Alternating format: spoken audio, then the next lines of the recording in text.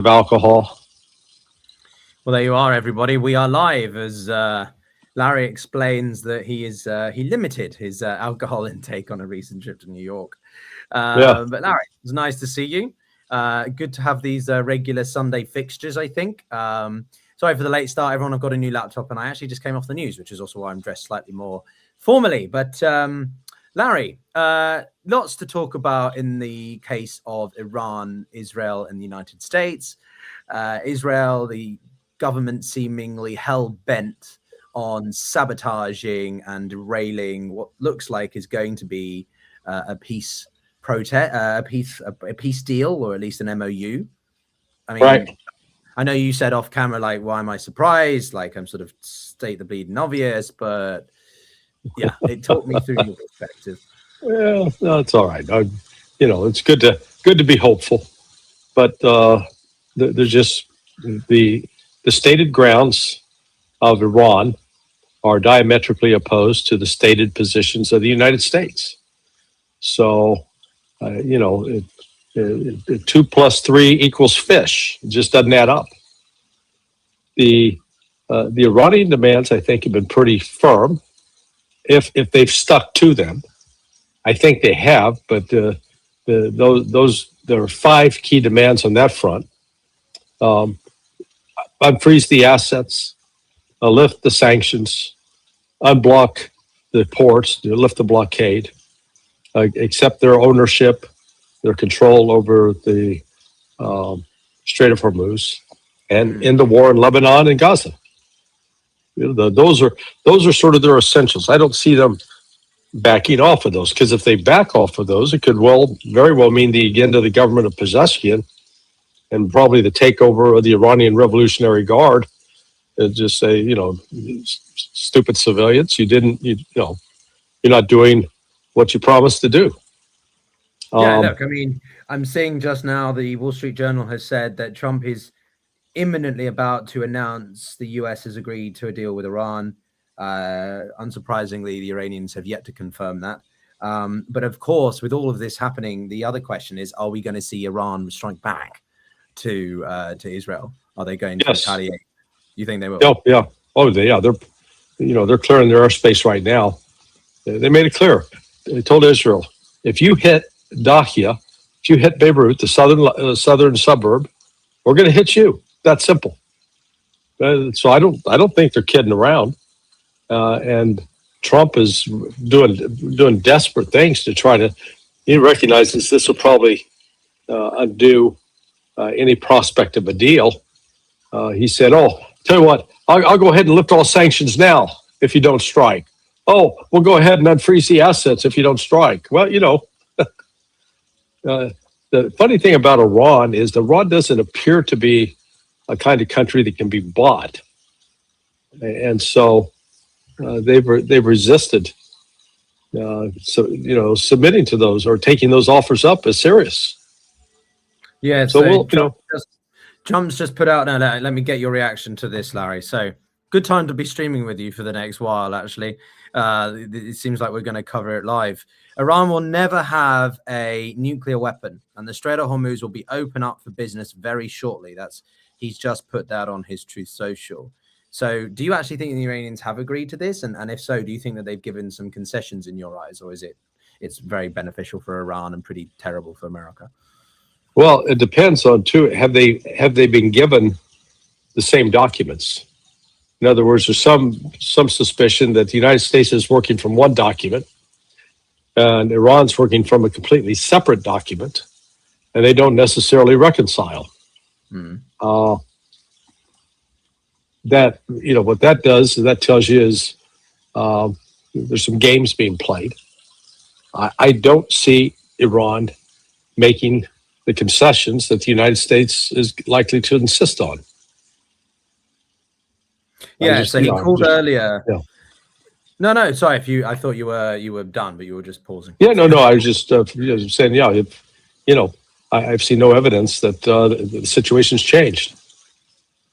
So Trump had said earlier that it calls on all sides to stand down in Lebanon as Iran deal's so close. What I love about this, Larry, is the to quote the news, the way that the BBC obviously always politely puts it, but expletive-ridden phone call he had with Netanyahu.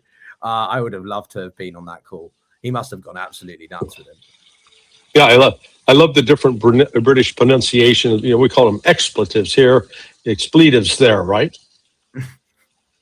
Well, I mean, we had expletives. My favorite joke it is the King's English, and I grant you were doing it before we were doing it. So I would defer I appreciate that acknowledgement, but like my favorite joke is sort of when Trump tried to impose a bunch of sanctions or tariffs the first time round in 2017. He put a lot of sanctions on aluminum. And so the British were like, well, it doesn't matter to us because it's aluminium, so we don't sell you aluminum. But anyway, well, George Bernard Shaw was the one who said the United States and England are two countries separated by a common language. But like, does this demonstrate now finally that Trump has ridden himself of Netanyahu's control? To you, no, that's the thing. You know, he keeps saying he wants him to get back in the corner. He can be much firmer. He can say, "Hey, we're cutting you off effectively now until we see your troops back in Israel." Now, there are some posts on social media claiming that some of the major neocons are going nuts. Mark Levin is saying, "What is happening to Trump? Why is he betraying us?" So, and there will be others who will say it's about time. Thank God Trump finally is pulling the trigger on those guys. It's a weird mixture, isn't it, really? Because on the one hand, you've got like some MAGAs who support Trump no matter what, who are increasingly, maybe not anti-Israel, but like Israeli critical.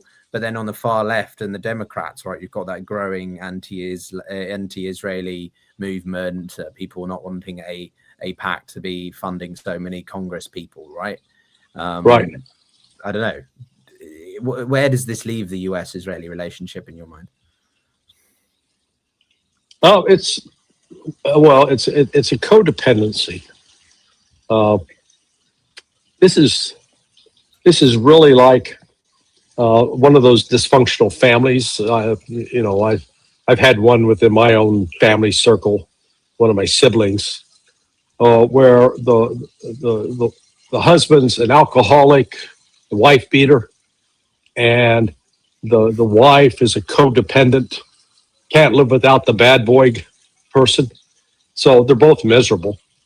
And that's sort of, I think, the state of U.S.-Israeli relations. But in this case, Israel's the abusive spouse, but the United States is the one that can literally cut them off where they don't have any other option. And they won't because of the strength of the Zionist lobby.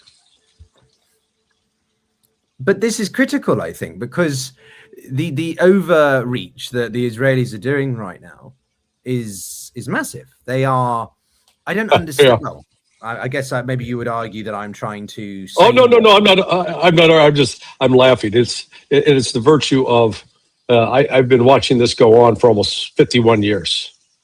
With the Israelis doing, extreme stuff and killing and murdering and causing mayhem, and the United States trying to rein them in and reins them in temporarily, but then they keep coming back. They get worse with each passing year. And I'm just saying, you're young enough. You don't have that historical memory. It's like when I was growing up, World War II, World War I seemed like distant things. And when I think back, just 40 years from the end of World War I till, I was 3 years old at the time. That's not that long a period. No, I mean, to me, look, my position has always changed. And I think anyone of a healthy mindset and just life should be willing to admit that their position has changed, that they were wrong in the previous years or whatever. It's like people criticize certain people when they're like, well, you voted for that 20 years ago. Now you've changed positions. Well, yeah, when new information comes to light, events around the world change. Why would you still be so set in your ways? And Yeah. over Israel, for example. Like, to me, and I want to hear your experience from this, Larry, as someone who's worked in these kinds of fields. I've always been more impressionable, perhaps, given my younger years, and not wanting to think that Israel was the problem. But they are single-handedly trying to derail something that is going to bring peace. Like, they keep hitting Lebanon, a country that's already a failed state, a failing state, and they're doing everything they can, the ultra-nationalist government, to sabotage this, and for some reason want to keep the US and the more broadly Middle East in a perpetual state of war. Yeah, no, listen. Israel, in some ways, used to be I'll call them a somewhat sympathetic country when they were led by Golda Meir. So, she came across more like your grandmother.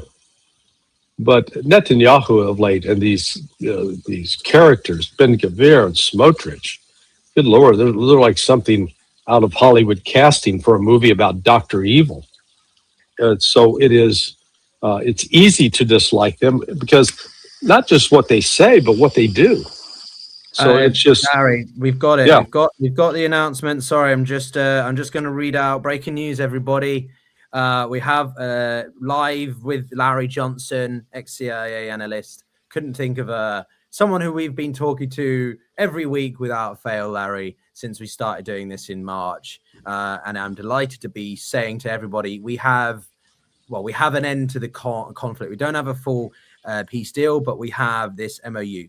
So this is coming from Shehbaz Sharif, who is the Prime Minister of Pakistan and who's been obviously one of the key interlocutors. He says, quote, "Following intensive talks, we are pleased to announce that the peace deal between the United States of America and the Islamic Republic of Iran has been reached," in all caps. "Both sides have declared the immediate and permanent termination of military operations on all fronts, including in Lebanon." Well, if the Israelis are going to respect that, that's the critical factor there. He continues, "The official signing ceremony will be in Switzerland on Friday, June 19th. So this coming Friday. We would like to thank the United States and the Islamic Republic of Iran for their commitment to finding a diplomatic solution to this conflict. We would also like to extend our sincere appreciation to our diplomatic to our brothers in this mediation effort, the great leadership of the state of Qatar for their support in reaching their agreement. We'd also especially thank the visionary leadership of the King of Saudi Arabia and Republic of Turkey for the immense contributions in this regard. With the agreement now in place, mediators will facilitate a series of meetings this week. These pre-implementation discussions will lay the foundation for the technical talks and the official signing ceremony.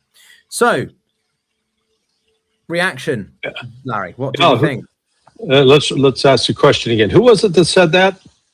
That was that the Iranian? Was that the Iranian prime minister? Was it the Iranian Ayatollah? Was it the Iranian foreign minister? No, it was Pakistani foreign minister.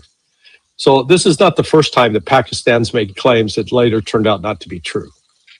Number one. Wait, you're saying that he's lying, or that it's I'm saying that's what he believes. Right. But it's not what Iran has said. So let's wait and see what the Iranians say. Well, we have yet to see an actual detailed written memorandum. What did they agree to? Well, that's what I think we're going to see in terms of the details. I'm just sharing the statement for everyone to see themselves. So what do you think the Iranians are thinking then? Surely if Pakistan, who has been quite close with the Iranians from my understanding, the Pakistanis were offering to hold their nuclear enriched uranium, the Iranians moved some of their military equipment into Pakistan, if I remember correctly. So what do you think the Iranians will be thinking or saying behind closed doors? Do you think they're going to confirm it? Well, if it's true, they'll confirm it. If it's not worked out yet, they're not going to confirm it. And there are also reports, and I have no corroboration of this, that the United States said, okay, look, if you don't retaliate against Israel right now for their attack in Beirut, we'll lift all the blockade and we'll we'll lift all the sanctions, and we'll give you back your unfrozen. We'll unfreeze your assets. Well, so I would. That we'll see if that if that is the actual deal behind the scenes. I can see Iran going for that right now and giving the U.S. a chance to say, okay, this is the promise you made on Sunday. We're going to supposedly sign this deal next Friday. That's 5 days away. I'm guessing a lot of things could change in 5 days. So we'll see. So this is what on screen you'll see now, everyone, is the last thing that the foreign minister of Iran said, Aragachi. He said that the MOU has never been closer, and then Trump, I think, retweeted that. Pending its finalization, the media should refrain from entering speculation in line with our responsibility and transparent approach. So if we see him repost that piece from the Prime Minister of Pakistan, if we see him write something else stating about the conditions, then that will be obviously a positive sign. But you remain pretty skeptical right now. Yes. Yeah. There are, from what we know that's on the table, these are some significant differences that are not easily bridged. So we'll see if they pull it off. I hope they do. I'm not at all wanting to see this continue on with this kind of mayhem. But Iran's got its positions, U.S. has its positions, and I don't see how those are bridged. Well, what I love, Larry, is that the U.S. President Trump had said that he was going to announce the deal imminently, and then Pakistan's Prime Minister does it instead. Nice little undercut there. Yeah. I wonder if Trump's going to bail on the agreement now because he's he didn't get to do the announcement. No, he's going to be quite happy that they're going to be. He thinks this will give him a shot at the Nobel Peace Prize. Yeah, it's. But then what does this mean? How do you when you look at Iran right now? Then so they've come out of this obviously much better than the US. They've got a lot of correct. The economy is not good, but how do you feel the Iranian people will be looking at this?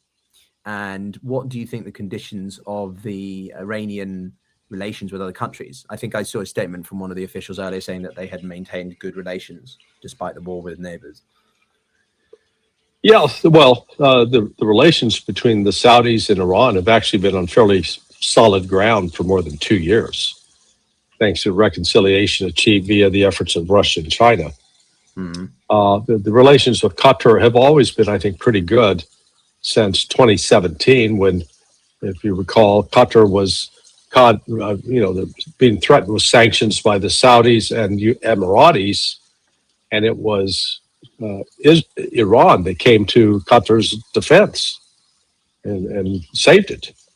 So they've got good relations there. The one that's been sort of questionable is the Emiratis, and it appears there's been a breakthrough this last week. Whereas the Emiratis previously had been courting, eagerly and desperately courting the Israelis. Now, it looks like that's gone by the wayside.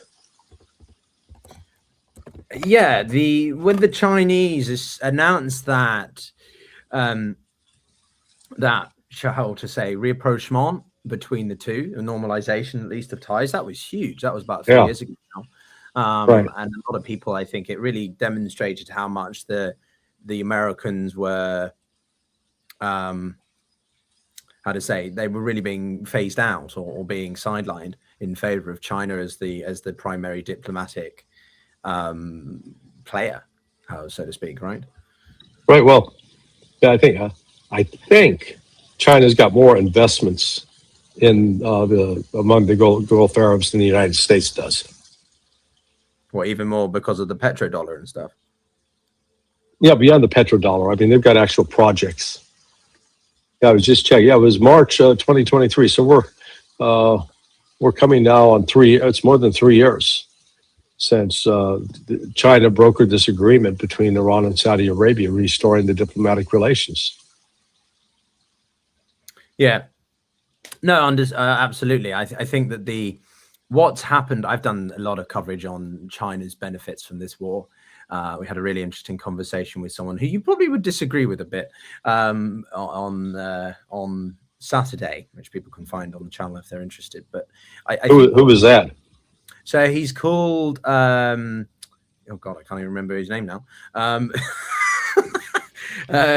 He was an unforgettable personality. What was his name? Absolutely incredible. He's called Scott Kennedy. He's a senior advisor and trustee chair in Chinese business and economics, a organization you may well know, Larry, called the Center for Strategic and International Studies, or CSIS. Oh yeah, CSIS. Yeah. So he's much more of a, shall we say, established.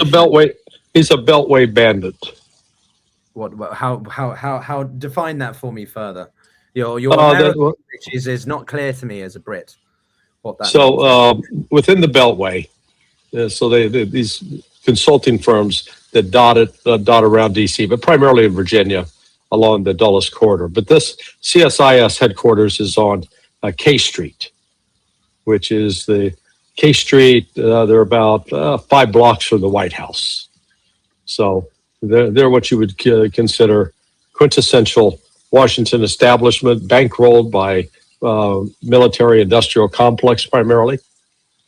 So they like to pretend that they're independent outlets, and they are shills for the establishment is the nicest way to put it.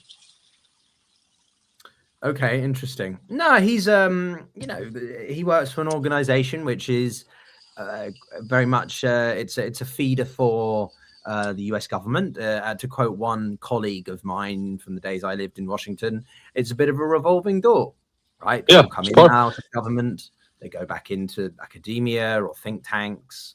Part of the deep state infrastructure, Peter. Yeah, you could phrase it like that, I suppose. But he had some interesting points about China, but more specifically, what I was just trying to get at, so that we can hear your perspective, which is what we're here for, right? Is China has come out of there not just economically okay, it's not ideal, but they have enough reserves that they can deal with the turbulence, right? It's more about the diplomatic capabilities. China's never been properly favored by a lot of countries. I think there's some countries that distrust it. But what's happening here is that China is simply saying, hey, we're not coming to war with you guys. And everyone's like, yeah, that's a fair point. We want nothing to do with the US right now. And China's soft power is really coming to a head. Do you see it like that, or does it go even further to you? Yeah, I think he's doing some projection. China has now, in my view, displaced the United States as the preeminent global economic power.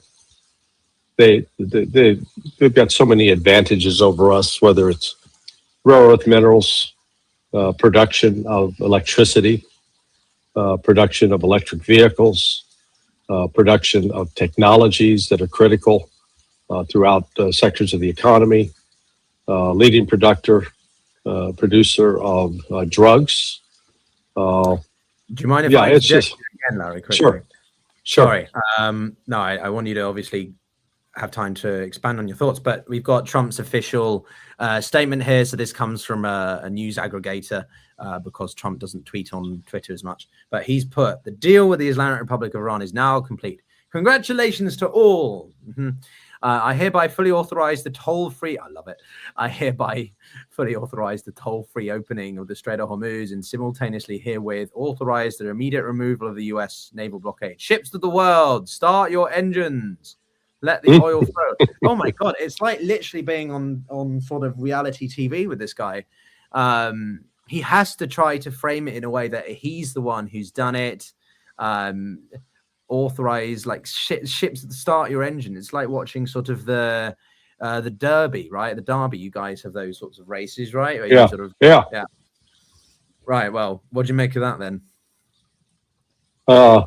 We ought to. You ought to tee up. I was looking. Tee up some Carly Simon music. Let the river run. That'll be, just only change the lyrics. Let the strait run. Well, this is now tracking with those other reports that Trump, in a bid to keep Israel from derailing the talks, said offered Iran the, said you can, if you don't retaliate, if you don't attack Israel, we'll immediately lift the blockade, and we're going to unfree some of the assets. So what the Iranians are saying, if I'm reading correctly, they're saying, hey, we win. We've got to win. Now, it's not officially announced. So again, the only ones saying this so far are Trump and Shehbaz Sharif of Pakistan. Well, I know, but if Trump has said it, why would the Iranians, why would this all happen? Right? It's not like we haven't been here before, Larry. There's been a few times where Trump, 39. Trump has said 39 times that a deal was imminent. This is now 40. Well, 40 is the new one. You remember the old saying, third time's the charm? This is for the 40th time, maybe the charm. Who knows? But I'm just posting on here.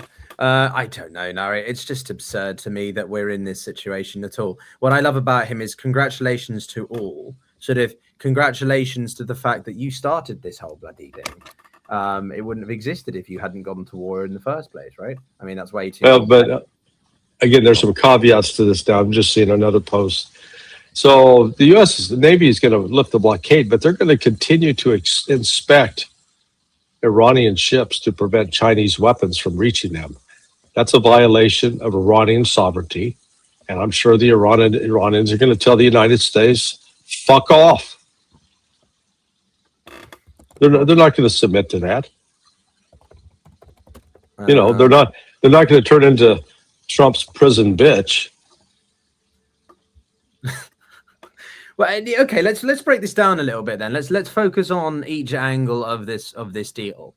So we've got, according to, let's assume that the Iranians agree with it, right? Just for argument's sake, there.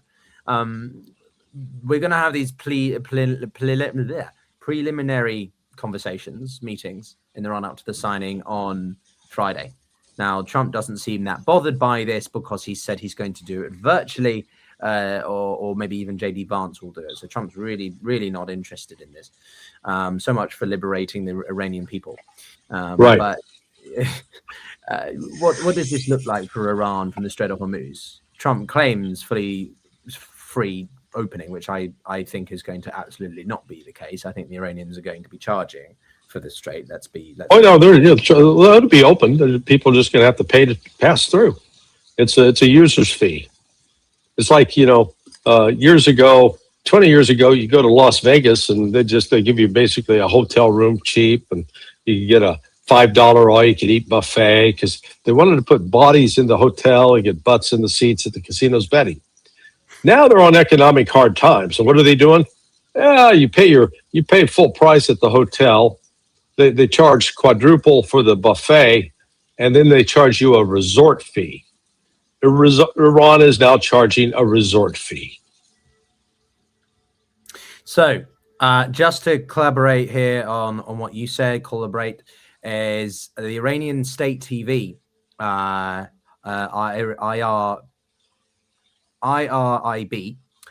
is already stating that the deal between the Iranians and Americans is a victory for Tehran. Just reading here, one TV channel has said US was forced to sign an agreement to end the war with the Islamic Republic of Iran and the resistance front. So the Iranians obviously putting a lot of emphasis on the Lebanese front and Hezbollah remaining operational and functional. Do you still feel skeptical that they have actually agreed to this? Well, what they've agreed, again, understand, they've agreed to certain things. It's not clear that Trump has agreed to those same things. And we'll find out the next coming days if Trump fulfills the promise. It's just like they pointed out. He says, we're lifting the blockade, but we're going to continue to inspect Iranian ships and prevent them from receiving Chinese weapons. That's a blockade, okay? So either you lift the blockade or you don't lift the blockade. There's not like being almost pregnant. You either are or you're not. And so we got, let's see in the next 24 hours. If in the next 24 hours, the United States boards a ship from China headed to Iran on an Iranian vessel, the Iranians will react. And let's say that Israel, despite the pressure, takes another shot into Dahia, the suburb of Beirut. Yeah, Iran will retaliate. So, yeah. Just what? As you say this, the Israelis have launched yet another attack in the past, have they? In the time that we've been talking, the Israelis have been operating yet more. There's been more strikes, or just Hezbollah's launched a drone, and now the Israelis are responding as well. Okay. So, are they launching it into Dahia, or are they launching it into southern Lebanon? It's not clear yet. I'm pretty sure it's southern Lebanon. So as long as it's not Beirut, then the Iranians might overlook that. If it is Beirut, they won't overlook it. Well, as I read in the post by Sharif, if you want to believe it or not, he declared that there was also, the deal included the immediate and permanent termination of military operations on all fronts, including in Lebanon. So that technically, the whole thing in writing has already been violated by correct. Guess who. So I don't think the Iranians are going to respond to that. If you want my personal my quick take on it, I do not think that the Iranians are going to do anything, as long as you say depends on what they hear. If they're targeting Beirut, then that's a strike too far. But I don't think that they really want to, if this deal is happening, I don't think they want to return to conflict with the US. But well, again, it depends. What were the promises and assurances that Iran received, not just from the United States, but from Pakistan? Yeah, so just seeing another media here, we can watch this quickly. Just to, you can see I'm not as professional as some others because I don't have a team, but I do it all. But I know how to share screens, everybody. There you go. So the announcement made by شهباز شریف از پایان دائم و فوری جنگ در همه جبهه‌های جنگ آمریکا علیه ایران و متحدانش خبر داد. نخست وزیر basically framing it as that the US has been forced to sign an agreement to end the war with the Islamic Republic of Iran and the Resistance Front. So it's all about the embarrassment for the US, which I think if you're anyone of a reasonable mind, right, Larry, this is a how bad a strategic setback do you think this is for the Americans? Is it some people say on as Vietnam, Afghanistan, so on? It's just confirmation of the loss of U.S. status. The United States they're behaving very much like that joke about a wife walks in on her husband, he's in bed with another woman, and he immediately hops out of bed and says, "What? No, I'm not doing anything. No, you're not seeing what you're seeing. This is not happening. No, it's just no, you're wrong." She's trying to make her deny what she's seeing with her own eyes. So the United States is going to keep putting this heavy spin on it. Oh, this is great. We got peace in our time. Israel is going to continue doing what it can do to try to disrupt, destroy, sabotage the talks. Iran's going to exercise some patience, but only up to a point. And again, we don't know what actual agreements. What did the United States promise to do to and for Iran? You need to watch sort of the social media accounts of the Mark Levins and others to see watch their heads explode. Because I imagine that's, they're having a pretty significant reaction right now. Yeah, I wanted to get through some of the different factors, the key points of the deal, right? Potential deal, Larry, but then I got distracted by the announcement from Trump. But similarly, let's go through them one by one. So firstly, the Hormuz Strait. So this is, I think, Iran's biggest advantage now, their biggest leverage point. It's not so much just the nuclear warhead, if and when they have that, or as we had our little debate a couple of weeks back about testing it. or versus using it. And I think that they really have come to recognize how much of a disproportionate damage they can do to the United States through the Strait of Hormuz, right? So what would be the ultimate, what would be the best scenario for the Iranians? Complete control of the Strait, co-sharing it with the Omanians? It doesn't really matter in your case. Yeah, well, complete control of the Strait, or they share it with Oman. The fees are collected in Chinese yuan, not dollars. So they'll start collecting money and putting it out of the reach of U.S. sanctions. And, right now, candidly, I think they're in a much, much better economic position than they were, say, last June, or even as recently as last January, January 2026. Well, that's the thing. I remember there was a lot of discussion earlier on in May, I think it was. The Iranians were doing a lot of backdoor diplomacy, right? Subtle work behind the scenes, improve relations with the Omanis. And as you said from the outset, right, about Saudi Arabia, the Gulf states don't really, I don't know. What do you think the Gulf states' view of this is? They don't care if Iran monetizes the Strait as long as they can get their oil and gas and so on out? Or you think they will have a big they're not. Number one, they're not a united entity. I described them. The Gulf Arabs. They're the mean girls of the Middle East. So like that popular teen movie. These girls are constantly just being total bitches to one another, and that sort of describes how the Gulf Arabs get along. I mean, 7 years ago, the Saudis and the Emiratis were piling on Qatar. And then here of late, Saudi Arabia is wanting to go to war with the Emirates, and Qatar's trying to play a moderating influence. Oman is trying to mind its own business and stay out of the way of all these clowns, because at least they have access to the Arabian Sea.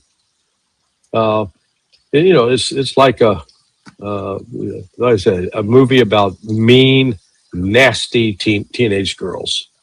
Only in this case, they're Gulf Arabs wearing these petite little white sandals decked with gold. It's really very sort of, and not what you call a manly look. That's one way to put it, Larry. Manly look. No, to my mind, it's fascinating to see the divergence of opinions between some of the Gulf states, like the Emiratis and Saudis. Are really bad now. The Qataris have always had this unique role, trying to be sort of the Switzerland of the Middle East, trying to sort of. And the irony, actually, on mentioning Switzerland, I'm not sure doing the signing in Switzerland is the wisest idea for luck. Because it was in Switzerland where they were doing the peace talks or efforts to reach some kind of agreement, which kicked off this whole war in the first place. So I don't know. Oh, also, in the comments, your joke. Go ahead. So I'm sorry to say, but they didn't like your little joke earlier. So do you have a better one? No, hey, comedians fail. You don't like the joke? Okay. It's a free country. I don't come on here and say, you must like my jokes, appropriate or inappropriate. I say what I think, I say what I feel, and I'm not saying it to win accolades from other people and say, oh, Larry, he's so wise. At my age, I give you my opinion. You may like it, you may dislike it, but you know what? I'll have the conversation with you. Yeah. Or I can start off, Peter, you're not being intellectually honest. No, it's intellectually dishonest. Sorry to go back to that meme, but that was sort of, I actually thought you maintained your composure pretty well in the face of some very insulting. Oh, right. Yeah, I watched it. Oh, right. Okay. Yeah. No, look, a lot of people think that sort of there are a lot of echo chambers, but I genuinely try to interview everyone to an extent, right? And what I learned about that, and I think I've said this to you before, but when trying to cover the Israeli angle, I find it surprisingly difficult to find people who are willing to engage you unless you're 100% or largely universally on that on side. Oh yeah. So they like their little bubbles, which is problematic if you want to have a genuinely intellectually honest conversation, which Matt Tardio didn't want to, and I do find his surname being Tardio and retard being quite, well, it's just quite convenient, I think. I think of it more in the English version, tardy, late. Oh, and tardy. Well, that just means he's late. I mean, which he is. He's late. He's late to catching up to the truth. He's late to the party. He's the other word I would just consider using is just twat, or or wanker. But anyway, excuse me, everybody, if you're sensitive to bad words, but I'm English, so I swear a lot. Anyway, Larry, okay, so we've talked about a little bit about the Hormuz. So what about, therefore, the uranium and nuclear-enriched element? What is the reality there? The media are going to say one thing, but what do you think the reality is going to be? Oh, they're miles away from an agreement. They're not even close. They're not even in the ballpark yet. So that you have all these 5 red lines that Iran's talked about. Lift sanctions, return the frozen assets, lift the blockade, recognize their control of the Strait of Hormuz, and stop the war in Lebanon and Israel and Gaza. So we'll see. By the way, I got to bail at about 5 minutes. Yeah, I know you always have another engagement at the top of the hour. So yeah, I had us down for 6-7 minutes. But all right, so.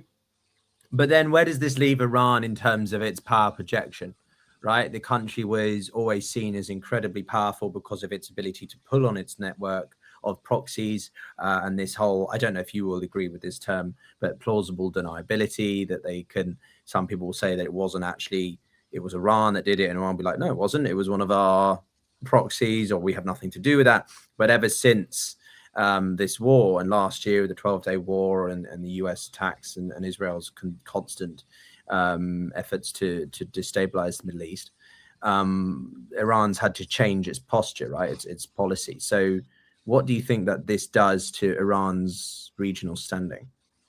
No, I think it boosts it. They've stood up to the United States and Israel and beat them. Pure and simple. Not a single objective the United States and Israel laid out, but principally the regime change has come to pass. So that's all been a big failure. Like I said, we're here on Sunday. It's now 2:30 a.m. In the 2:40, almost 2:30 in Iran. So very early morning. We'll see. What statements they come out with. Do they corroborate Trump's statements or not? It did look earlier they were gearing up for a big strike on Israel in retaliation to the strikes in Dahia. But, it looks like, again, Trump's sending mixed messages because on the one hand, he said lifting the blockade, but then in the same breath, if we catch any Chinese weapons on Iranian ships, we're going to take them. Well, that's not lifting the blockade. That's a de facto blockade. So we'll see. And, Ron's expecting, they said they'd lift the blockade. Okay, let's see if that happens. And if it doesn't happen, Arachi and those who press for this deal, they're going to have a lot of egg on their face, and they're going to be eating some healthy portions of crow. Well, that's the thing, Larry, that confuses me, right? As someone who's worked in the CIA and State Department and generally had a significant amount of experience in foreign policy for the US, where does this leave the state of that? If the US has stated that they would achieve these 4 objectives and they haven't come anywhere near any of them, what does that tell us about the state of American foreign policy or intelligence more broadly? Cite me the last instance of what you consider an American success on the foreign policy front? How about the imposition of tariffs? How did that work out? Huh? Well, the JCPOA before Trump sabotaged tore it up. Yeah. I mean, that's about it. That's about it. It's been one sort of string of setbacks, and we so-called got rid of Bashar al-Assad, who, whatever his faults as a leader, He was not a head chopper, and he was not one that was encouraging terrorist attacks against Americans, whereas Americans had been promoting terrorist attacks against his regime now for 14 years. I think it's an incredible demonstration of Iran's resilience and their resistance to. They didn't want to become another Syria, put it that way. They didn't want to become another Iraq. This deterioration, and all I think it demonstrates is, okay, we've got another bit of news here, and I know you will be going in just a couple minutes, Larry. But so Iran State TV has said that Iran and Oman will regulate traffic in the Strait of Hormuz under the peace agreement. I think that makes the most logical sense to me. What about you? Yeah. That was their demand. So Iran has met their demand has been met. Will it be complied with by the United States? You watch. I think you're going to see Scott Bessent, the Secretary of Treasury, come out within the next 24 hours saying, "Well, anybody that pays money to Iran, they're going to either be sanctioned by us, or we're going to take the money out of their. They're going to find a way to try to punish Iran. Still, there is no political consensus yet in the United States about rapprochement with Iran. This is the first pass. We got 5 days to see if things can get blown up. Don't hold your breath. I think, as you noted, Israel will be doing its best to try to sabotage this. And Trump is going to face enormous pressure, both from Republicans that are on the payroll of the Zionists as well as Democrats. Yeah, but can Trump save his ass? Even I don't know. No, I don't think so. But I think he's gone too far. And the reality here is, if he sticks to this agreement, he will be burning serious bridges with the Zionist regime that sort of undergirds power in Washington. It's very powerful, but it could win him some support that has previously vanished. I don't know if there's enough goodwill left in people like Candace Owens, Tucker Carlson, Nick Fuentes, Dave Smith, Joe Rogan, run down the list to see if they're willing to come back and say, "Hey, Trump finally got it right." Yeah, so I'm just reading this here, Larry. So Iran has decided not to attack Israel after Trump offered an Israeli withdrawal from southern Lebanon and the immediate lifting of the naval blockade.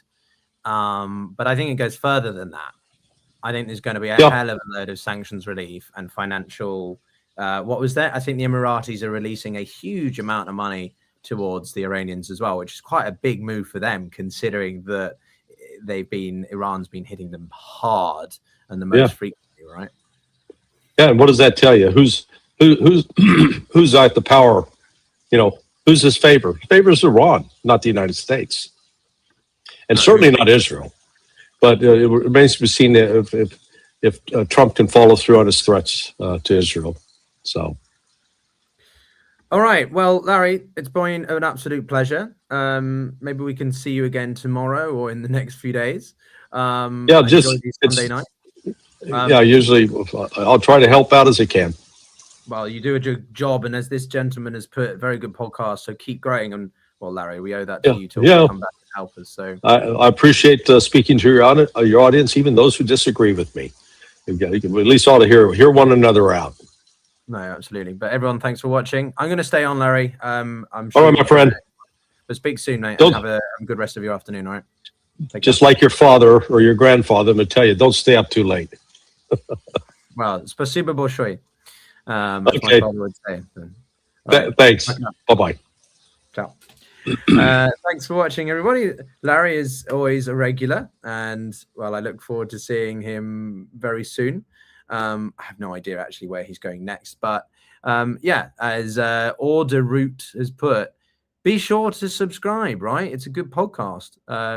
So yeah, we talk to establishment types, as Larry was describing earlier, and we also talk to non-establishment types, or those who have, shall we say, a more I think, insider perspective on things in a way that Larry certainly does after his years of experience.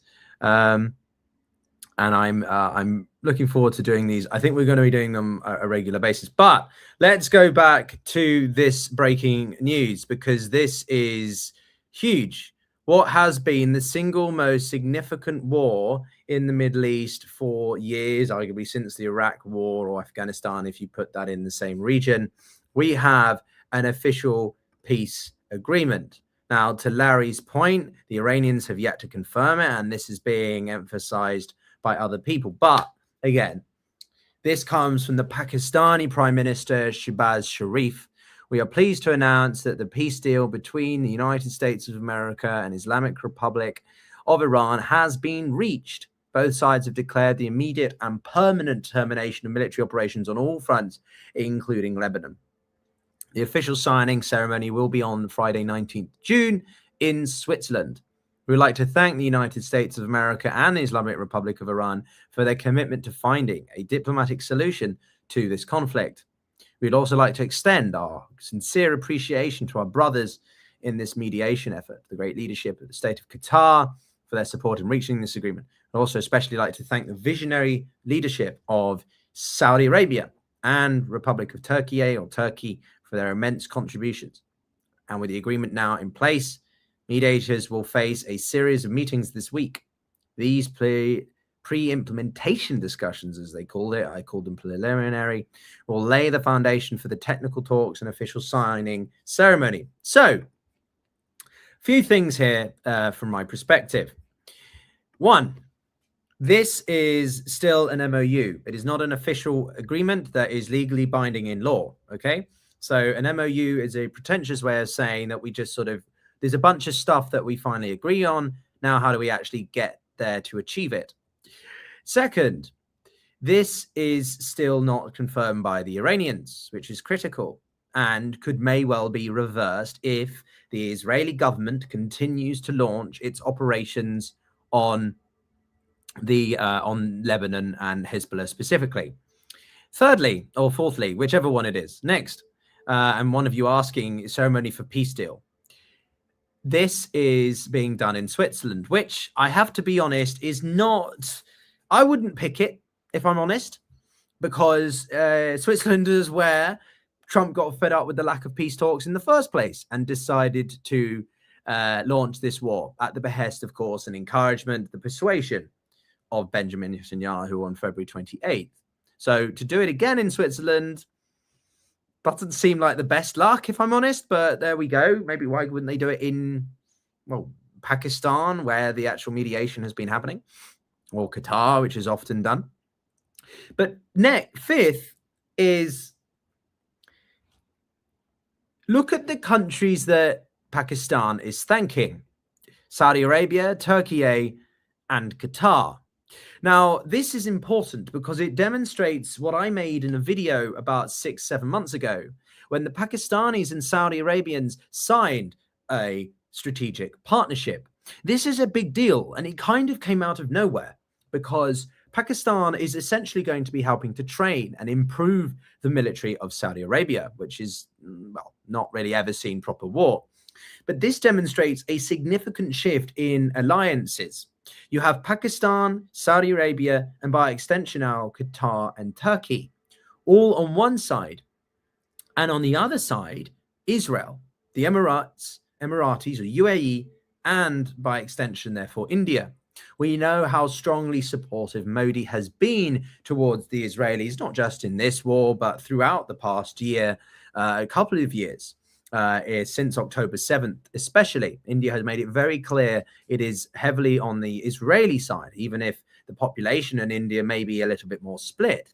But what's interesting that is, of course, that the arch bitterness or relationship that exists between Pakistan and India is very important here as well.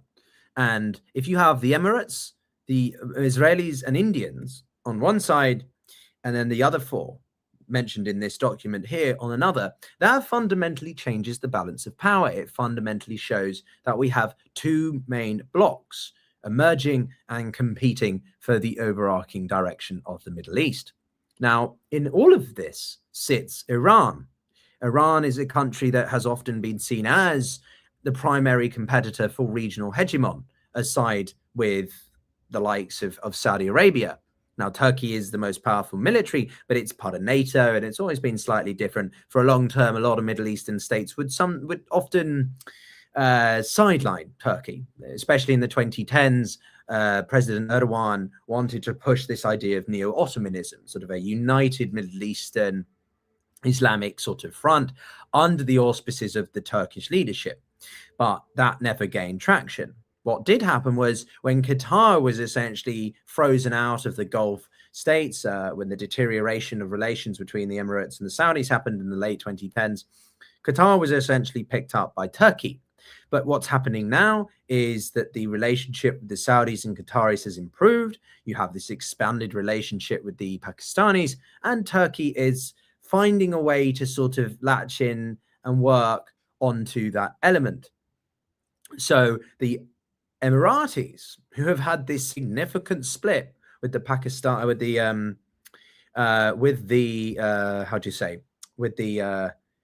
Saudis, is major as well. And it's not just because of Yemen and the differences of opinion over the civil war in Yemen and the Houthis, which was on stark display in January. But it's a demonstration that the Emiratis and Saudis are really split now. And Emirates have decided to put most of their eggs, if you like, in the basket of Israel. They think that their best bet is to lean strongly towards Israel. And we've seen this happen earlier on as well, which is that in the past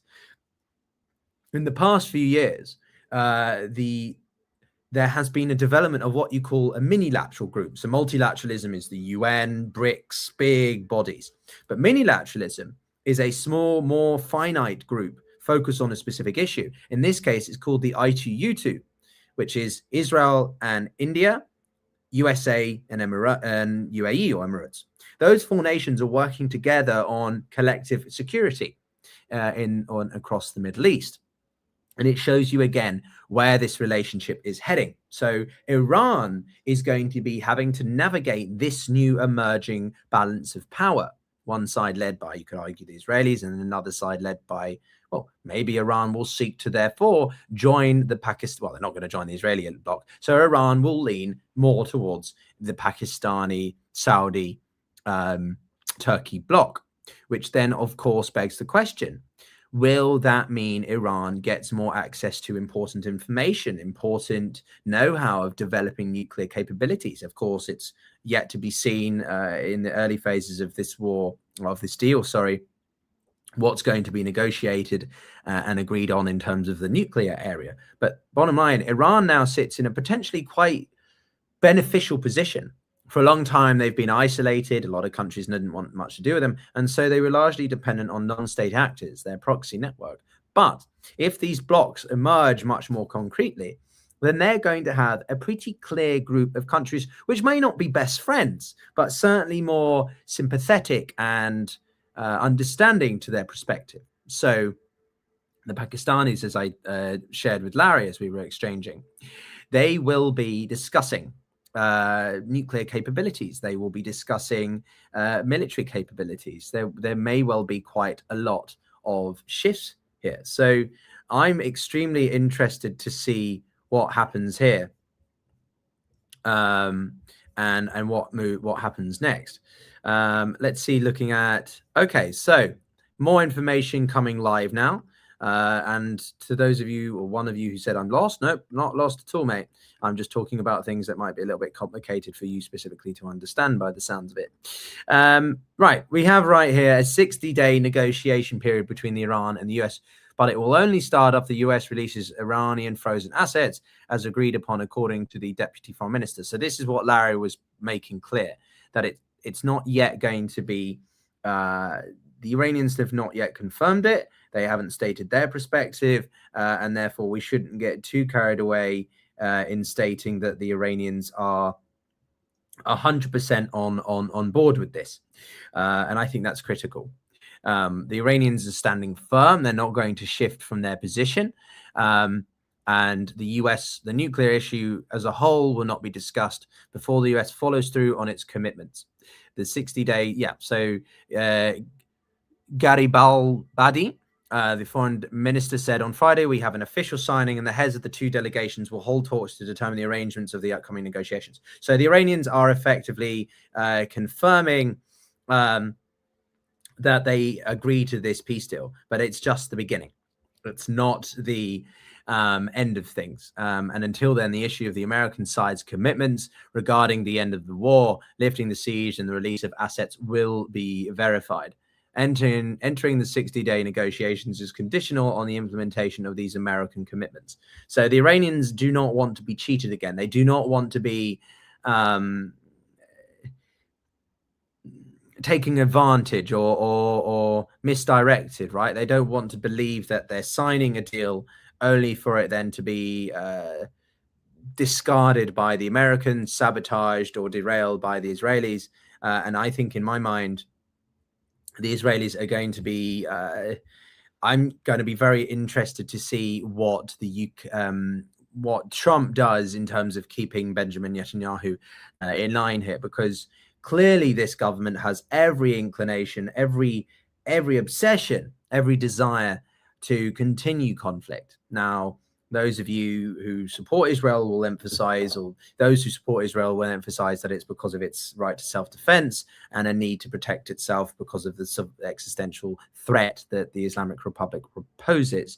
Now, those who are more sympathetic to the Iranian side will argue that this is the Israelis hell-bent on destabilizing the Middle East, that this is about eradicating Iran and trying to make a greater Israel, and that includes through the forced acquisition or whatever, attachment to taking up and occupying land, as we've seen them do in Syria, but also, of course, in southern Lebanon.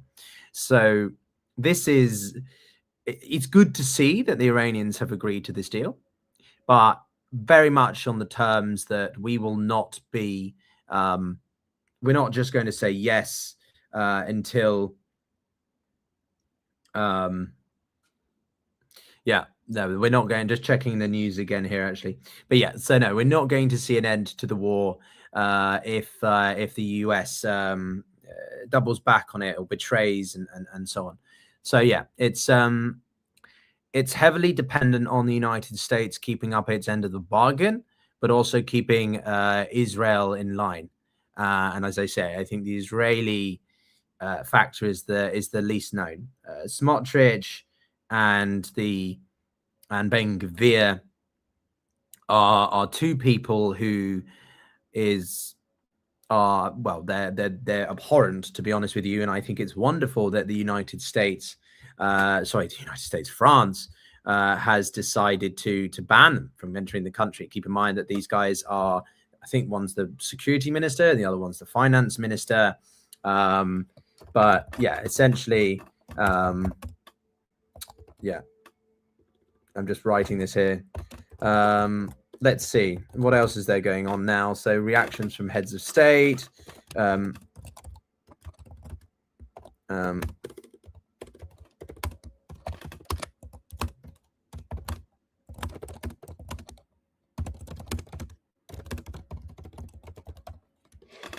Right. Okay. So the 60-day peace negotiation, intensive talks. You misspelled 2038. Yes, I did. What is the other major news? Okay. So yeah, Pakistan have reached that new deal. Iran says it called off its attack on Israel after the US promised an Israeli withdrawal in Lebanon. So that came from Far's news agency. And yeah, Far's new. Yeah. So they say Iran was getting ready to attack Israel after earlier strikes on Beirut, but last minute concessions by the US president on Lebanon's territorial integrity led to the deal, the agency claims. So if you're going to take Iran at its at face value, then their emphasis is that Trump has tacoed again. He has chickened out and decided to cool it off. and keep them in power. Some of you saying the sound is a bit loud. Am I very loud? Let me know if it's a bit loud. I can talk further away. I guess it's just my excitement at no longer having this war going on. Although what it's going to, I wonder what the markets are going to do. And yeah, Iran will see sanctions relief if a final agreement is reached and the two sides will negotiate Iran's economic redevelopment. That's according to one. Thanks, guys. Good to know about the sound. Yeah. So look, I mean, let's take this one at a time from my perspective, since Larry's not here anymore. I think it's pretty clear that the Iranians are going to get some kind of control over the Strait. I think there's going to be some kind of financial arrangement, but it's not going to be seen as a toll, right? The Americans, or Trump specifically, loves framing things in a way that comes off it can be sold a certain way. So Trump will be like, no, it's not a toll. It's a financial recompensation. I don't know. He'll try to spin it in a way, but I find it hard to believe that there won't be some kind of, and even if it's not explicit, tacitly, right, subtly in the background, the Iranians have been making these moves for weeks now, and it shows you again, to me, the real art of Iran, just how great, how effective they are at diplomacy, at negotiations, at playing people off against one another. Trump comes in there like a bat out of hell, like a bull in a china shop, impulsive, reactive, aggressive. And the Iranians, whilst again not free of their issues, right? I think we need to be clear that this isn't some kind of show that's saying that Iran is perfect. But relative to where the United States stands, and at least from a respect and reputational standpoint, it couldn't be further away. The Iranians come out of this looking like they have good resolve, resilient, pragmatic, forward-thinking, long-termist. Trump comes out of this impulsive, reactive, reckless, aggressive, and having achieved nothing of the stated intended goals that they stated. Let me see if I can bring it up. This is, yeah, so they wrote,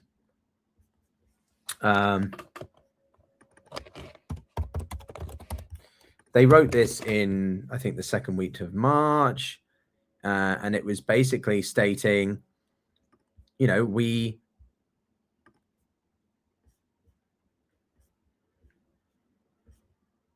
yeah, I can see, let me just see here, where's the diplomatic communique?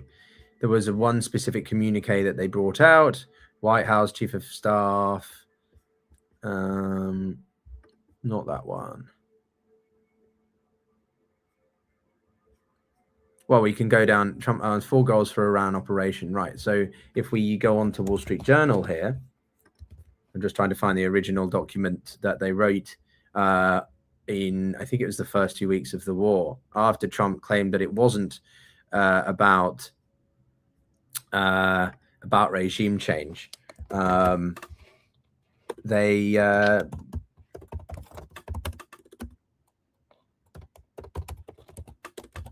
After it wasn't about regime change, they then came out with a communication document stating that this was actively all about eradication of the military, eradication of the Navy, and acquisition of the Navy, of the nuclear material, and I think it was the dismantling and the complete and opening of the Strait of Hormuz. Right. So bottom line, none of that's been achieved. 70%, more than 2/3 of Iran's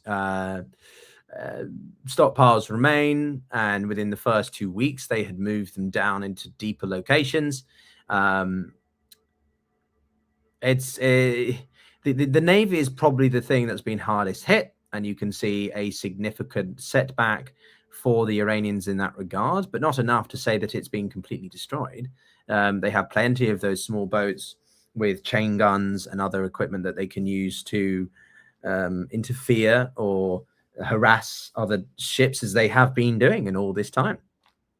The enrichment, the nuclear enriched material is wherever they want it to be. It's completely under their control. And then, of course, the big one of the regime change. Regime change has not been achieved. It's been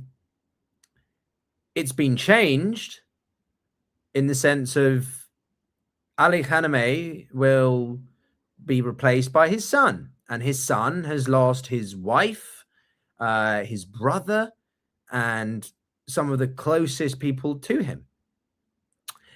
He's also lost a leg or been severely maimed. Bottom line is, this guy was not exactly going to be in a negotiating mood, and he has been dictating the terms to the United States for a while. But he also has a unique relationship, because you have to understand the US and Iran have been driven by ideological division.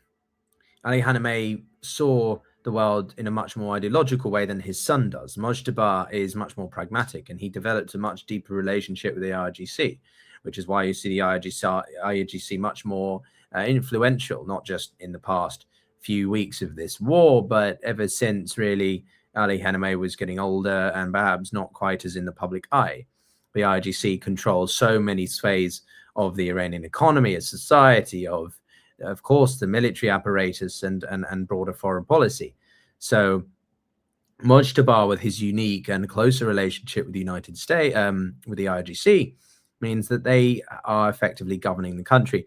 The supreme leader is not quite as supreme as he was when Khamenei took over in 1979, and then Khamenei took over after that.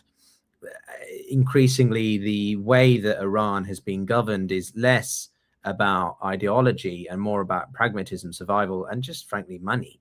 So the United it's funny how I keep wanting to say United States. IRGC is central to the direction of any of this. And I think it's going to be incredibly interesting to see how they navigate this post-war negotiating process, and whether or not they are able to squeeze even more from the United States, from Trump himself. Like, let's be honest, the United States and the Trump administration are going to be hemorrhaging a lot from this, both politically but economically. The US economy is okay, but it's not going to be free of the lag time effect from this, I think. And certainly, as we and Larry were saying, the status of Iran, of the United States in the Middle East is diminishing hugely. China is becoming the central player, not just diplomatically, but even to an extent militarily. To the US still has several bases, tons of bases in the region. Well, China only has one in Djibouti, but you don't necessarily need the bases if it means the countries welcome you as the negotiator, as the country that is there to help solve challenges on their behalf, right? America under Trump is leaning towards hard power, towards coercion through force. And China is showing that we don't need to do that. We have a military, and we will defend what we consider to be ours or our interests, i.e. Taiwan or the South China Sea. But we're not going to go into foreign nations, launching wars, being destructive, destabilizing it. We're not here to undertake forever wars, which, let's remind ourselves, Donald Trump ran on the platform of, I will not pursue forever wars. I will end forever wars. I will pull the United States out. And what has he done? He has triggered the single biggest military conflict in the Middle East since the wars in Iraq, Afghanistan. And in some ways, they've been even more disruptive because of how central the Strait of Hormuz has been to all of this. how much of a implication it has been for the global economy, for oil prices, the cost of living that so many of us are struggling with as it is, are absolutely astronomical now. And my concern is, aside from all this bullshit in and of itself, is that these price levels, the cost of goods, the costs of energy, the costs of everything that we need, are not going to be going back down to pre-war levels. They're going to remain at this heightened intensity, this heightened level. And well, because Trump is so rich and all his mates got wealthy off insider trading, jumping the markets, all that stuff that we've seen over the months, they're fine. Everybody else, though, isn't. And ultimately, it's Iran that is suffering the most, or the Iranian people, let's be more specific. The Iranian people who Trump said in early January, after the abhorrent treatment, killings of the Iranian people by the Islamic Republic, oh, we're going to liberate it. We're going to save the Iranian people. We're going to give them their freedom back. We're going to help them out. Oh, okay. Actually, no, we're just going to bomb Iran for over a month. We're going to destroy tons of things, including, actually, let's remind ourselves, everybody, 5 days ago, a week ago, they bombed a dam. They bombed non-military infrastructure, which is of a city of 20,000 people, which, you can argue was maybe it had connections to military personnel because they used it as a water supply, or it was supplying military operations or something. I don't know the ins and outs of that. But bottom line is, Trump's rhetoric about saving the Iranian people, freeing the Iranian people, freeing the state of Iran has gone nowhere. He's only made the country worse off. He's made the global economy worse off. He's made us all worse off. Gas already went down $1. Well, that's good. I'm glad, but I worry that it's the systemic impacts on not just gas. It's everything that requires oil, gas, natural resources, that you might not see such a dip in the cost. Now, someone asked me about Europe in all of this. Europe is been largely irrelevant. It's not anything to do. The Europeans were never going to get involved in this. It was Trump's war. And I'm delighted that they rejected Trump's demands. Let's remind ourselves that Trump was demanding the Europeans get involved in this war in March, April, and they didn't. And I think that's great. What is going to happen is the French are going to keep an aircraft carrier in the Gulf, sort of bobbing about, but it's not going to do anything. It's not there. I think that's more to do with Lebanon. And France's specific relationship, obviously, colonially to Lebanon. They have been providing a lot of assistance in the past few years to the country ever since it really had that massive explosion and has been suffering hugely. But yeah, I think that the French are not, the Europeans are largely irrelevant in this, partially because they wouldn't have been able to do anything anyway. They don't project power in that same way, but also because they didn't need to be, and they shouldn't have been. And I'm very glad that they weren't. So the Iranians, are going to be, what I'll be interested to see is how the Europeans engage Iran. At the end of the day, this deal is sort of going to probably come out having some characteristics of a JCPOA, the nuclear deal that Obama established in 2015, but it's going to be worse. It's going to be worse. And most people look at this deal and they agree it's going to be a watered down, more concessions to Iran version of the JCPOA.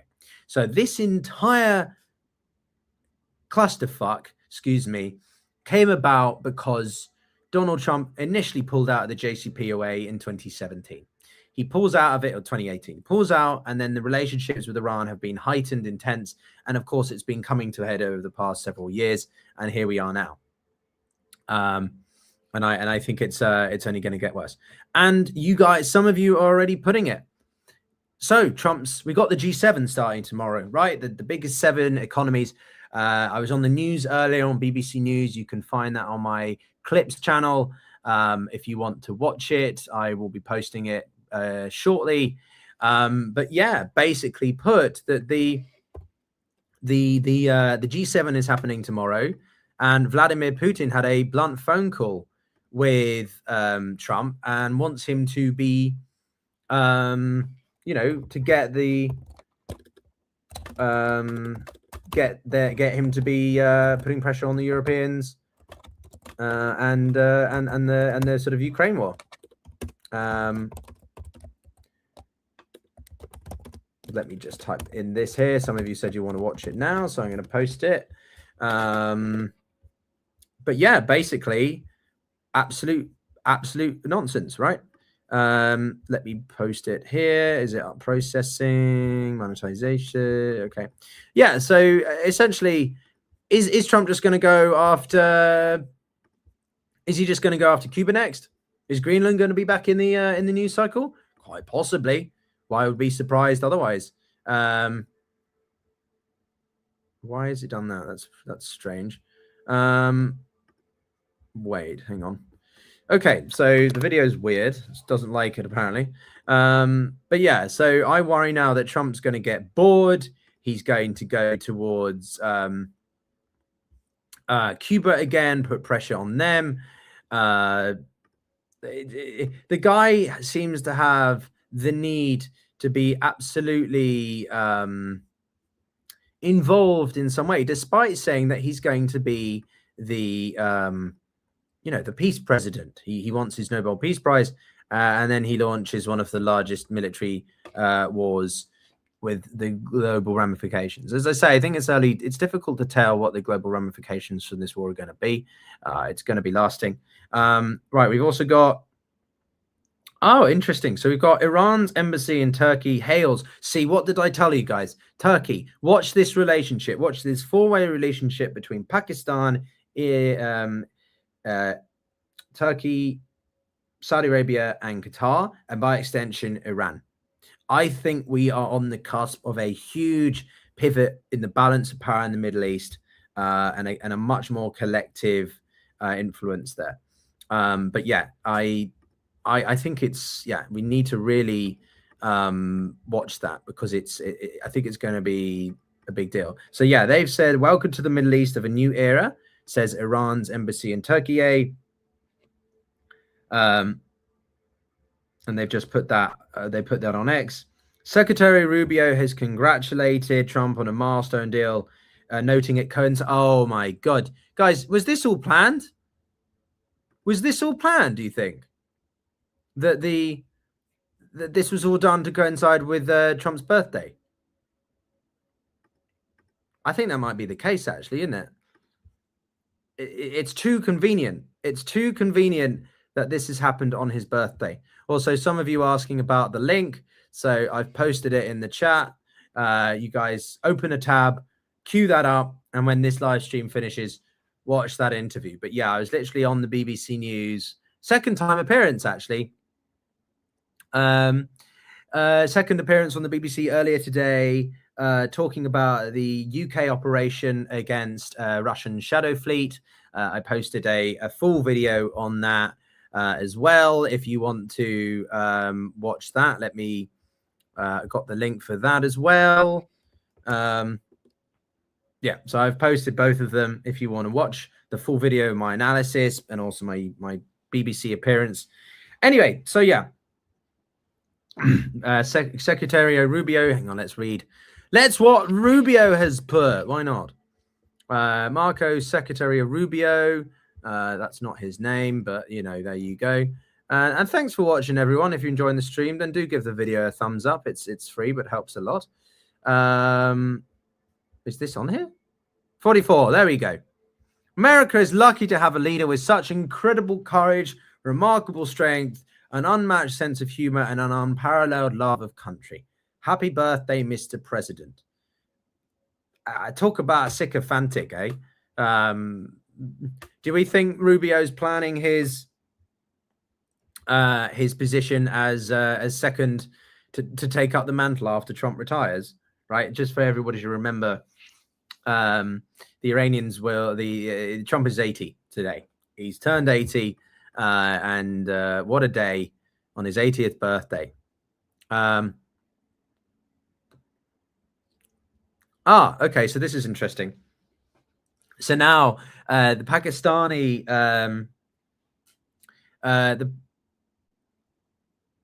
Trump clarified. Sorry, this is so confusing. You've got one person. Oh, well, then that's why it's confusing. Trump has clarified that the opening of the strait will take place only upon the signing of the deal on Friday for purposes of mine removal. So that contradicts what he said earlier, which was that it would be happening immediately. So it shows you yet again that Trump has given a greater concession here to Iran. That's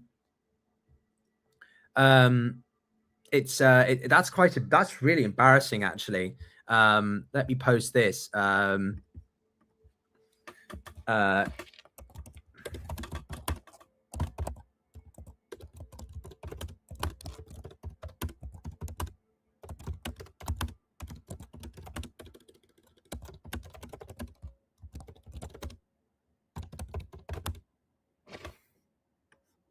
Trump walks back his claim of the strait opening immediately.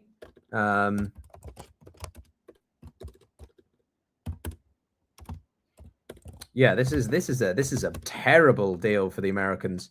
This is a bad deal for the United States government, for Trump.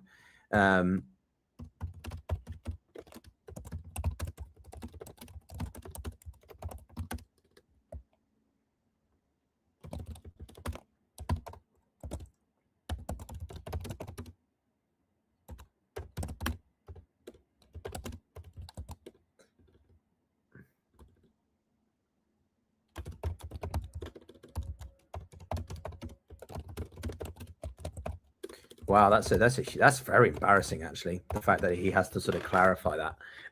All right, guys. So where are we right now? Let's see here. Yeah. So just to summarize, Pakistan has said that the deal is in place and it will be happening on the 19th of June. Israel did renew air attacks on southern suburbs of Lebanon's capital, but only last minute at the concession of the United States over the Strait of Hormuz. Surprise, surprise. Iran decided not to retaliate on Hezbollah or Lebanon's behalf. And the Israeli attack happened on Dahiyeh, showing that the US lacks the will to fulfill its commitment or ability to do so. That came from Iran's top negotiator, Hamid Ghalibaf, who is also the Iranian parliamentary speaker, if I remember correctly.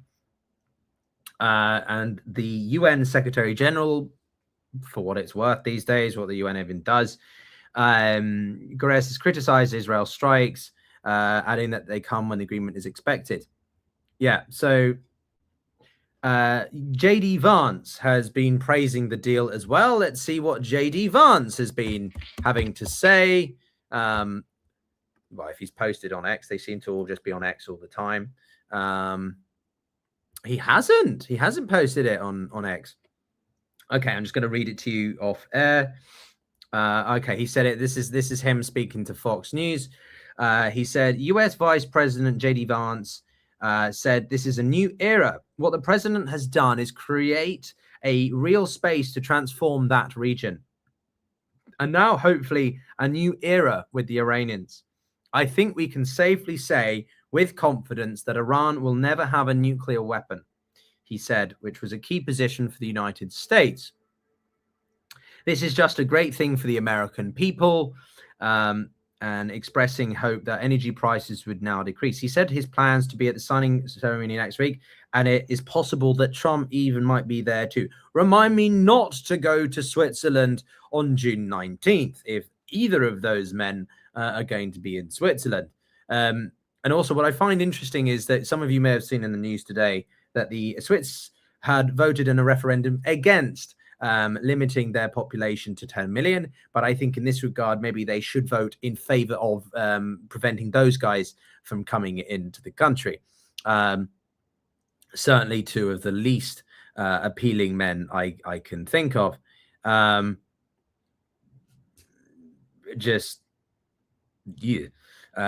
not sure who I loathe more, to be honest, either J.D. Vance or Donald Trump. There's a certain aggression about Vance that Trump doesn't have, maybe because he's older and so sort of a bit more patient. I don't know, just softer in that regard. For me, Trump's more idiotic, but Vance is a very aggressive. There's a certain aggression with Donald Trump, which doesn't exist with Trump as much. With Vance, he's very much driven by sort of he will threaten. But anyway, guys, okay, so and also we are streaming to both channels, by the way. Some of you watching on the main channel, some of you watching on the podcast channel itself, which is more sort of an archive of all my streams. So if you haven't already, do subscribe to both, because then you'll know when I'm streaming on one or the other. But yeah, I mean, this is the thing. War is something that you can talk about for a long time because there's intense updates, there's a lot going on. But peace is better, but it's relatively slower, and therefore the insistence on new information is less intense. But let's see here. There's been another post by Donald Trump, unless it's the same bloody one. The guy seems to. Oh, there's some great memes though. This is a good one. Let me show you a meme. Also, if you guys have got any memes, then do chuck in the URL. But yeah, so we're in the war with Iran, and the exit door after the seventh time, we finally reached the door. But I think underneath there's probably another exit as well. And his tie, yeah, the guy does. The thing about Trump that makes me hilarious is how does he stand up? Right? I know this is a caricature, but I think it's pretty accurate actually. So yeah, as I say, I think to me, we are on the verge of a new era in the Middle East, but not in the way that the United States is claiming or Vance is claiming. This is going to be a Middle East based on the blocks that I described to you before. It's going to be a Middle East that is based on more power sharing, more burden sharing, bargaining. And I think increasingly a collective resistance against what more and more countries perceive as the destabilization and aggression of the Israeli government. Now, what would be important there is if in the what will be a huge determinant is the Israeli election later this year. Netanyahu has another election, and so if he wins again, will he be in power with the same bunch of people, or will it be a more moderate government? Because I think a lot of what Netanyahu does is pandering to Smotrich, Ben Gvir, the ultra-nationalists, because those are the ones that keep him in power and therefore out of the possibility of an indictment, of facing indictment process. So I think that that's a critical moment. But longer term speaking, the United States is going to be in a difficult position in the Middle East, which is seeing a significant shift in the balance of power. Now, the US is going to be working closely with Israel, probably, and the Emirates. I'd be very interested to see how the Emirates behave individually. Are they going to try to improve their dynamics with Israel, find a way to coexist with Iran, or is it really it's going to be a much more aggressive one bloc versus another, and it's much more combative, or are they going to be somewhat balanced? And it's more sort of like a Cold War, right? You have these two sides that are relatively opposed to one another, but it's not that intense in terms of kinetic warfare. There will be flare-ups. I think it's important to understand that this is not the end of potential conflict. The Iranians will still strike back against Israel when and if, or more just likely when, there is a violation, a strike on Hezbollah, maybe on the Houthis. It depends. But the Iranians are not down with this. And if anything, this has made them more and more akin to developing their military capabilities, finding more and more effective ways to deter, much like we've seen now with the Europeans in developing their own deterrence.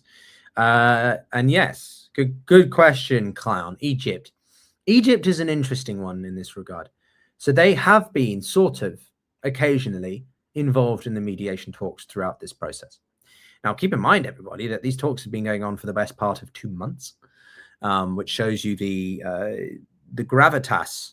It's not like the United States is a peace deal between Cambodia and Thailand was agreed within hours of fighting occurring along their border. Iran is not Cambodia and Thailand, and that's no disrespect to either of those countries, but Iran is a different level in terms of military capability, of strategic doctrine, mindset.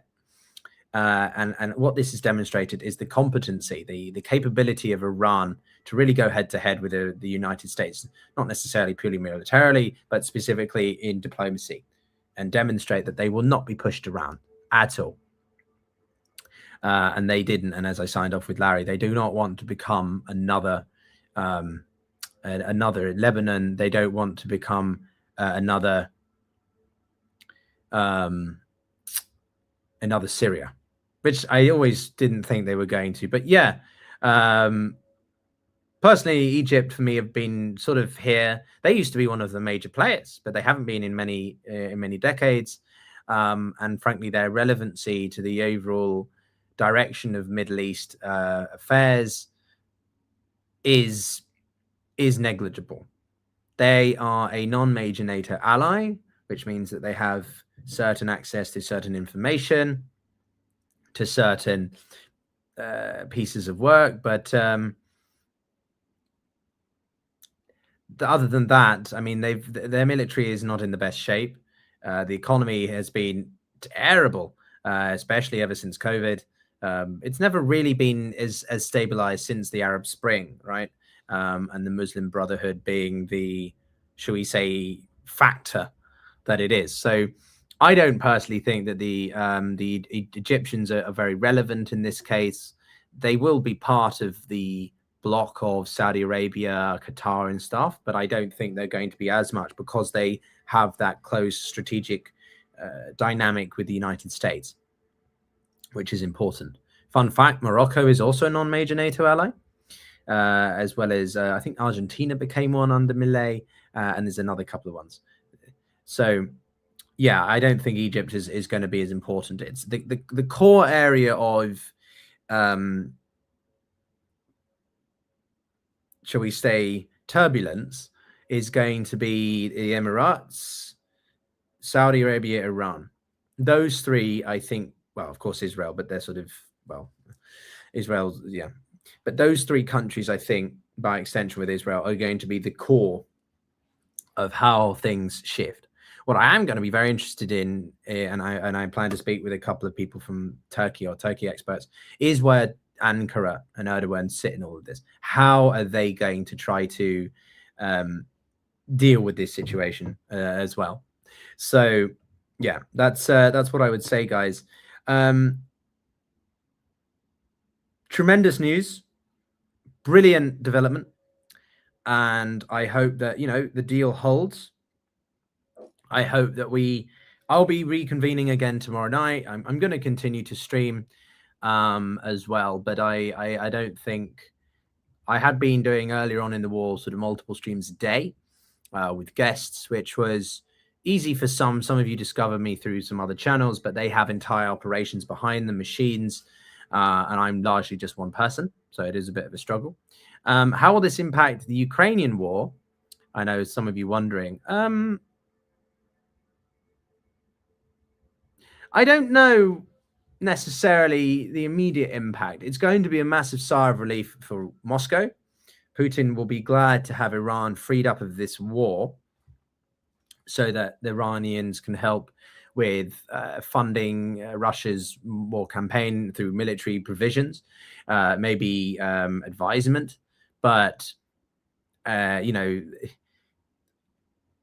mean, you're not going to see the Iranians fighting on behalf of the Russians on the ground, right? That's not going to be happening. But I think what could be important is their advisement in drones, in certain missile capabilities. As we know, the Ukrainians have been providing interceptor and advice, analysis, whatever, advisement to the Emiratis, the Saudis. And I think that the Iranians may well want to sort of maybe indirectly get back at Kiev for that. So I think that the Americans are going to, the war in Ukraine is going to become the epicenter of focus again for anyone looking at geopolitics, conflict, international security.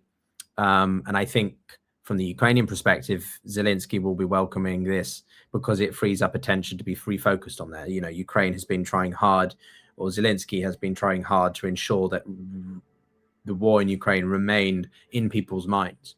As you can tell from my own channel, right? We've talked so much about the war on Iran that we have not covered as much about Ukraine, because the flare-ups over the war in Iran are much more frequent. It's a much more fluid dynamic than the war in Iran has been for a long time. But yeah, it's Putin. Look, you can watch the BBC clip, not for self-promotion as much as just the anchor. She asked me, I've reposted it again because some of you asked. She asked me at the end, what did I think of the conversation with Putin and Trump? Putin was always going to call Trump. Trump loves Putin. Putin is there to butter Trump up. He wants Trump to put pressure on the Europeans to stop supporting the Ukrainians, to stop supporting, to stop the war. But the thing is, the Europeans are largely independent now of the United States. They fund this war, the support of Ukraine completely. The United States haven't been providing anything since April of last year. The Europeans buy American assets and equipment or whatever, but they're giving it to Ukraine. So America's still getting their equipment sent to Ukraine, but they're not giving it themselves. So Putin wants that to stop. He wants the Europeans to be forced by Trump, but Trump has no leverage over Europe anymore. And so nothing's going to happen in that regard. Trump's going to be irritated. He'll threaten probably X, Y, and Z with the European stuff. Maybe he'll threaten Greenland again, but it's not going to go anywhere. And ultimately, I think that the war in Iran is going to be, it's a bit of a catch-22. On the one hand, as I say, it's going to benefit the Russians because it will free up Iran to maybe give them advice, but it's also, and that's a negative for Ukraine, but it's also going to be a benefit for Zelensky because it means more attention is given back to the war in Ukraine. So yeah, I don't know. It depends really. Keep in mind the Russians have, I think, enlisted 3 times in 3 separate ways North Koreans. Maybe they'll get some Iranian fighters, but I as I say, I find that hard to believe. And I also think that the Iranians are still going to be reeling from this war, right? They're going to be focusing on patching things up at home, clamping down on dissidents. Executions have still continued in Iran despite the war, demonstrating very clearly how much the war didn't have any impact on the regime at all in terms of its functionality. So yeah, I think that the Europeans are going to not be very affected by that. Sorry, the Iranians are not going to be indifferent for that. But yeah, it's I think the war is, as I say, it's not the end. This is just the signing. We haven't established solution to the enrichment, nuclear equipment material, and we haven't established a solution to the financial situation. If Iran does see some sanctions relief, if we do see a reduction in sanctions by the United States, that will be a huge boost to the Iranian economy, which may well make them less aggressive over the war over the Strait of Hormuz, right? It's a bit of you could see the Americans trying to play that strategy. If we give you some relief, financial relief, and keep in mind the UAE have, I think, greenlit to allow $3 billion worth of funds to be unfrozen. So yeah, if they manage to do that, then the Iranians may well be like, okay, well, we're less extreme about the Strait of Hormuz then because we've got this money coming. The Iranians just want money. They want some kind of financial like break, whatever. Just checking also any other news. So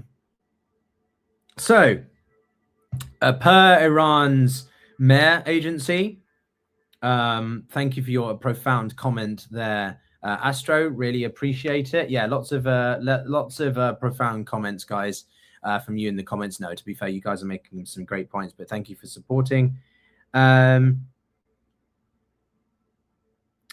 So Iran's state media.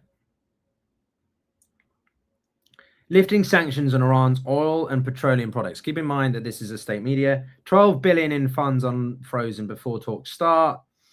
Talks will not involve Iran's proxies or missiles. And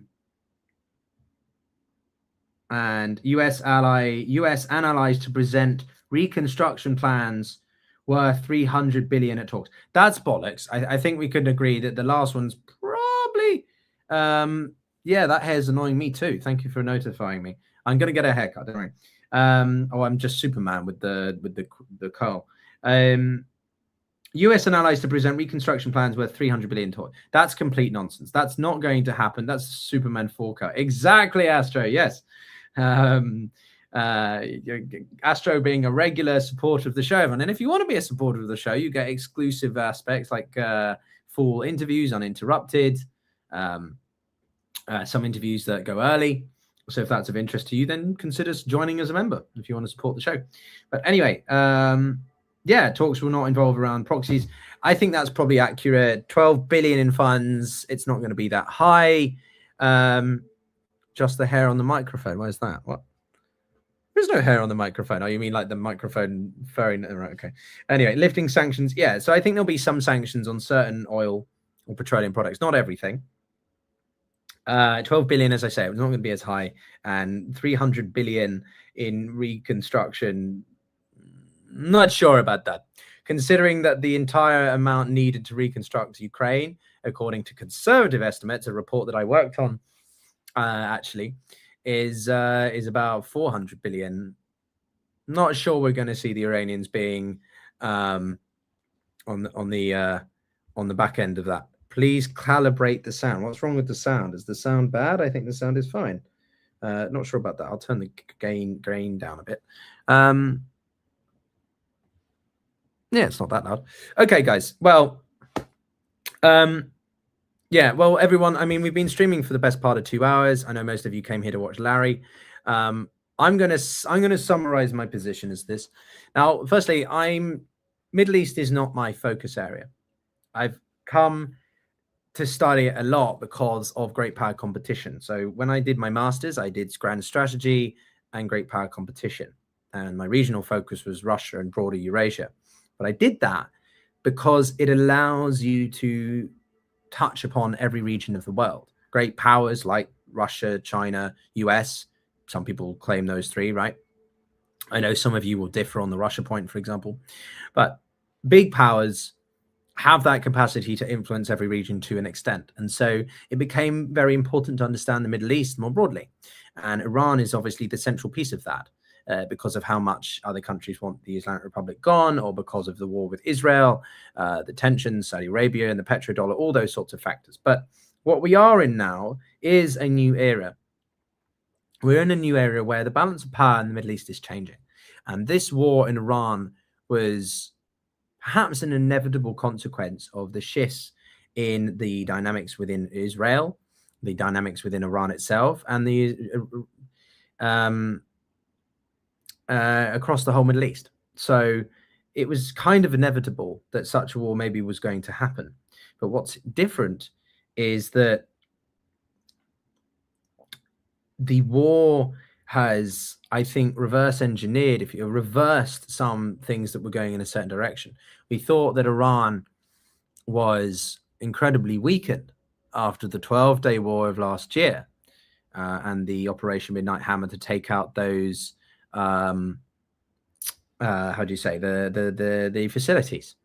But what this war has demonstrated yet again also is that small countries have, if in the right way, geography, distance, modern technology, ideological unity or whatever, have the capacity to outlast, outgun even the most powerful military in the world. Simply pure military force and size is not everything. This isn't to say that somehow Iran has won this war. No one has won this war. And the question isn't whether who won or lost. The question is who came out closer to the original strategic objectives. In this regard, the objective of Iran was to survive. And they've done that. And they've done that pretty well.